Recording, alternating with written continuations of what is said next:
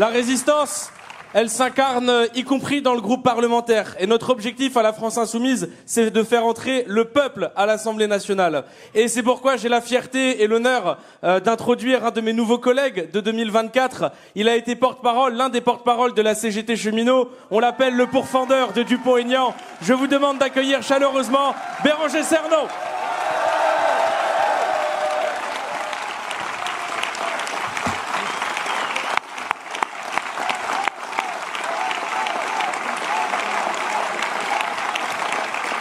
Bonjour à toutes et tous et merci pour votre accueil si chaleureux.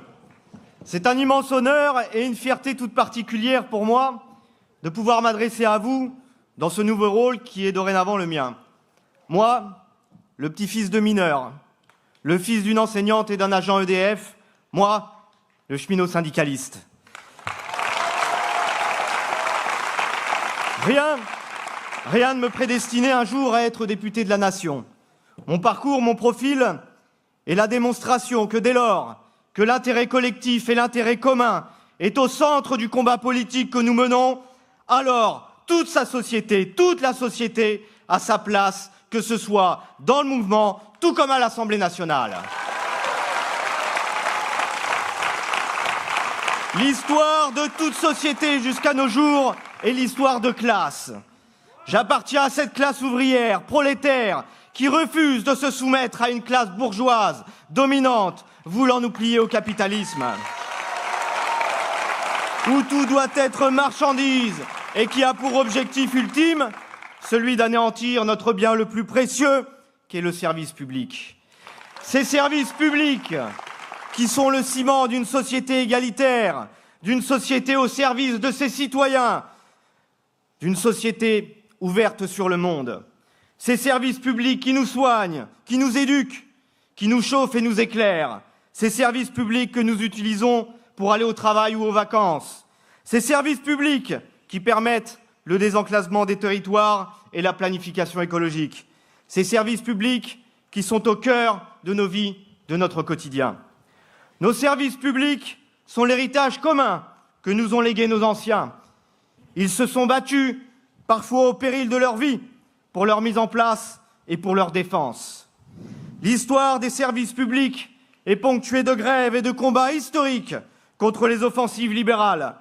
Nous leur en sommes infiniment reconnaissants.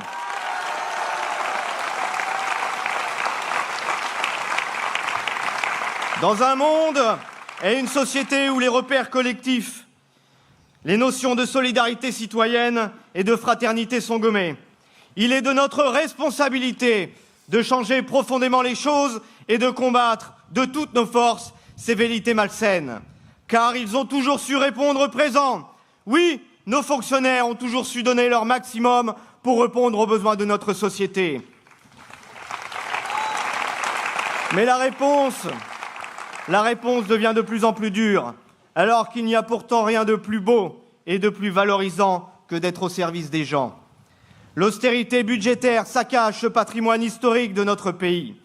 Il les sacrifie sans aucun scrupule sur l'autel de l'austérité, balançant sciemment des millions de personnes dans la précarité et dans la possibilité de bénéficier de ces services.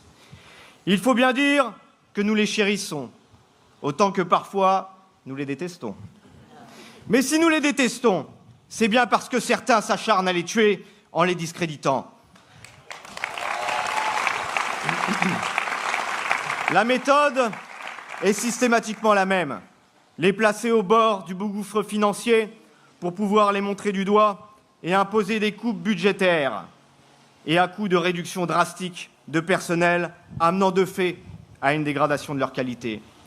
Puis une fois cela fait, on ouvre à la concurrence sur les segments rentables. Et enfin, pour finir, vient la grande propagande, avec pour objectif le basculement de l'opinion publique, amenant à une fermeture de ceux-ci au profit du privé. Les mêmes recettes, pour les mêmes conséquences dans tous les services publics. Et systématiquement, les grands perdants, c'est nous. Mais les choses vont changer. La rupture que nous portons à travers l'application de notre programme a des objectifs clairs et surtout un sens. Relancer la consommation populaire, revitaliser et développer nos services publics, redonner sens à notre société issue du Conseil national de la résistance.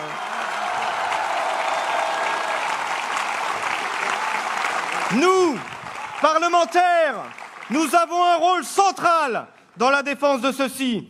Et je peux vous assurer que nous saurons donner de la voix et serons force de proposition. Mais c'est aussi un rôle individuel, et je sais que vous y êtes prêts. Le capital a su s'unir pour nous faire la peau. À nous de nous unir pour reprendre ce qui nous appartient. Car oui, le service public appartient à chacun d'entre vous. Il n'appartient à personne d'autre.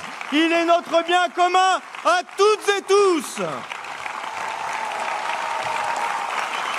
Redonnons-lui corps, redonnons-lui sens et ensemble luttons.